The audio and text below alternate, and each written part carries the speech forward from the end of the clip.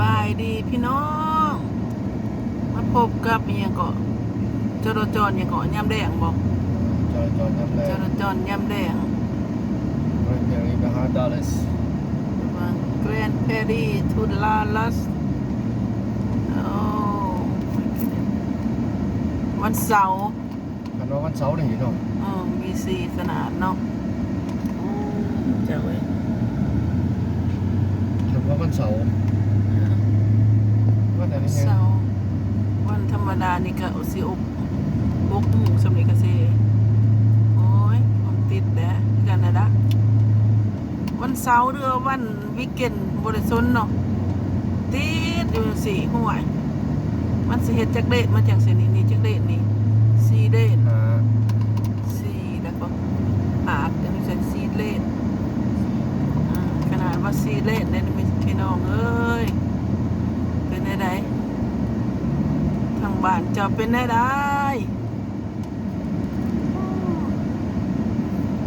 เรือดันตาเห็นหมดแบบไลท์เลย เนาะ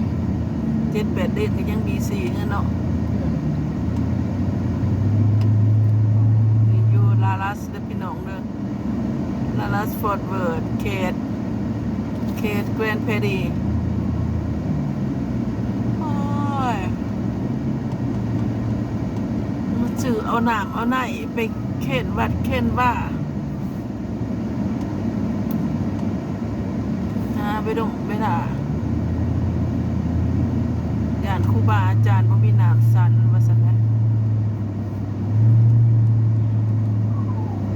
เจ้าไปยังโอ้เสียง ลาเป่าวะ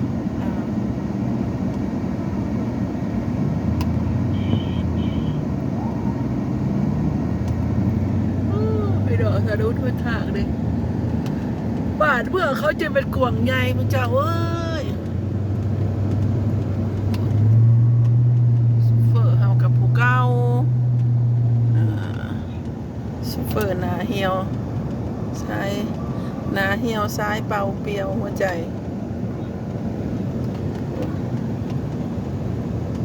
ซูเฟอร์นี่ก็นักหน่วงซูเฟอร์นี่นักหน่วงโอ้ยไปแล้วถนนหนทางขึ้นทางดองป้าที่โตเนาะทางตัวนั้นกันคือกันได้พอ จะเป็นนั่งกัน เด็ก มากกันนะ เอามากันนะคือกัน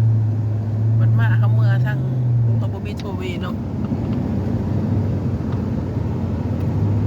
มันมีแต่คงจักคงงานนะพี่น้องตุกฝากเบื้องพี่ก็คงจักคงงาน จำกัน ฝากทางพี่กับพงจักคงงานจักเป็นนี่ยังตะกรอกกระเรือไปดึงไปเรือแท้เอาไปหาอื่นใดอีกตอนพวกหมูแดงนี่ไปหาตัวไก่โอ้ยผ่านขามผ่านห้องผู้ห้องพา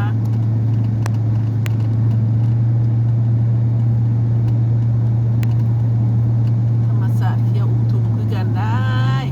ไก่สีอ่อนยามหนาวนะพี่น้องเอ้ยเดือนเก่าถ่ายเดือนเก่าแล้วถ่ายเดือนเก่าเดือน10ก็สิมายามได้บัดนี้เดือนเก่าผ่านไปเดือน10ก็สิมายามมันสอนความอันนี้ของเขาเนาะปวดตูดขึ้นไปละขี้สาได้หมดว่าไหวตูดไป แล้ว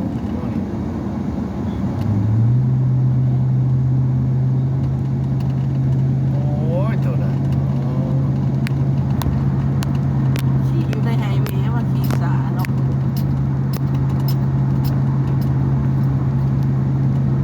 เดินหา10บ่มันนักเดินบ่ออกเลยเนาะ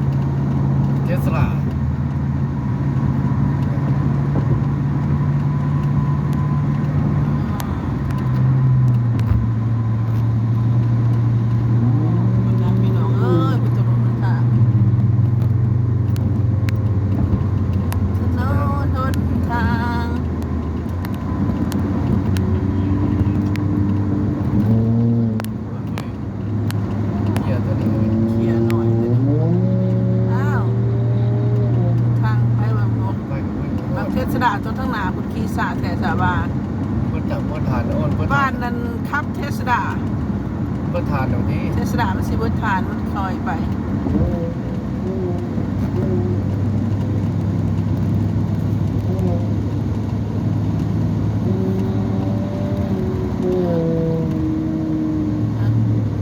โอ้นี่สิเขาดีบ่หรือบ่เขาเลยเพราะเทสลาตัวนั้นมันสีขาวตัวนั้นมันขี้สาอันนี้มันบ่เขา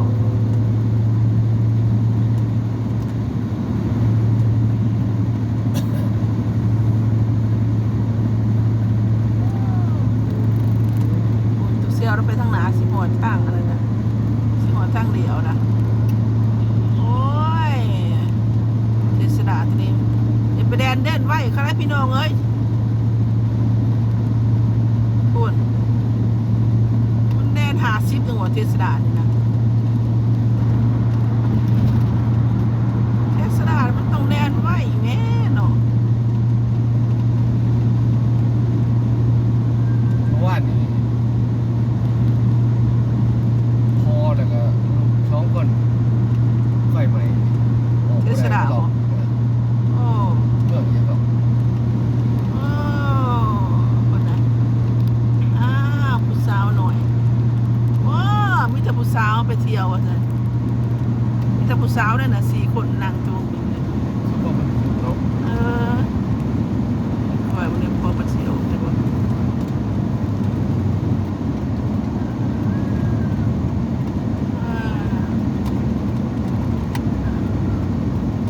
มาพอกันอยู่ไฟแดงจูนมันยอมขาไฟแดงโอ้หวานรถเลยโอ้มาหอดขาไฟแดง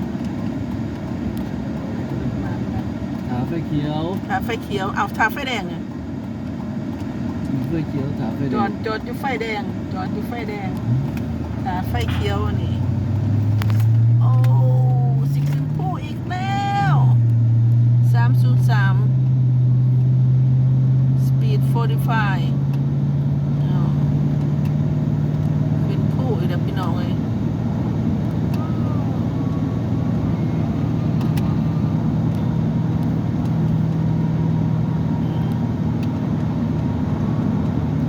เป็นผา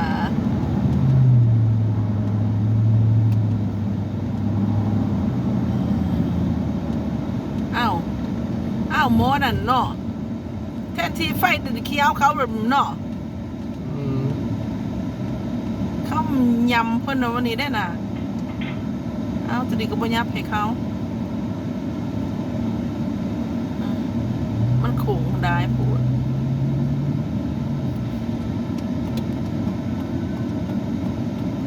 อันไฟเขียวเขาเด้ออันเนาะเป็นมันบ่แม่นไฟเดียวเนาะ เหนียวอะไรที ว่านะอันตัวอันนั้นนะตัวอันแดนซื้อมาแล้วมาเดี่ยวเขานี่นะถ้ามันโดนอันทั่วมันบ่ให้เขามันก็ห่วย เขาเรียกเขาดีว่ากิน กูดี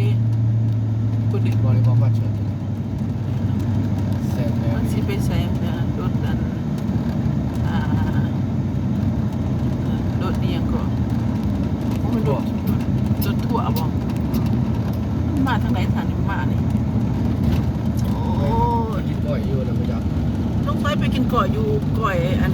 นั้นอยู่หาดต่างวัดนั่นนี่บ่ไฟไปกินก่อยสิทธิ์อยู่หาดข้างวัดแน่นี่บ่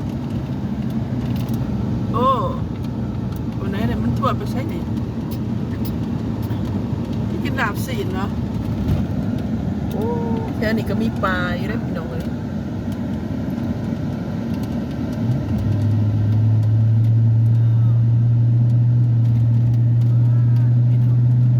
พี่น้องนี่ก็เป็นบัตรเขมรเลยพี่น้อง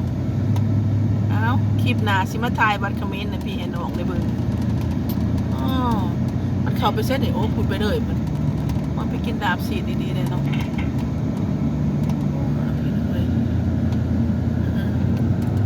แถวนี้ก็เป็นแต่มันนอกมันหน้าคือกันนั่นแหละ หมอนี่เป็นจะได้จังหวะมาบ้าน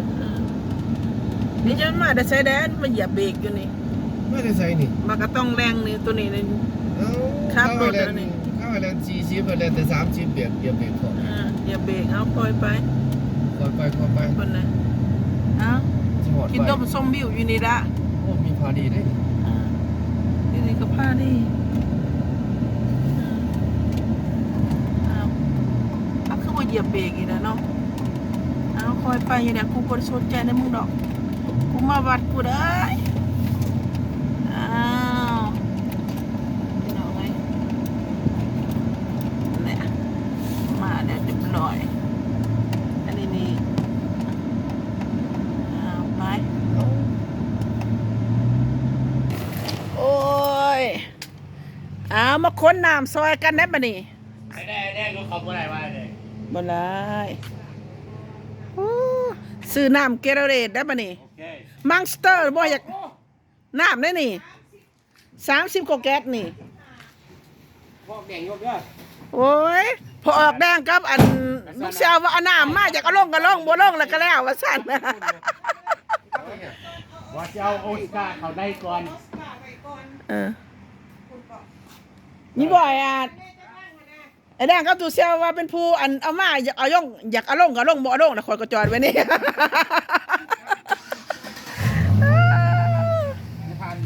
มา ไม่วัน เดี๋ยวพี่น้องซื้อน้ำมาเข็นให้วัด ระวังเนี่ยเปิดประตู เอาอย่าพอไม้ว่าสิทาจองร่างชุดท้ายว่าสั่นร่างชุดท้ายมี10แก๊สขะหน่อย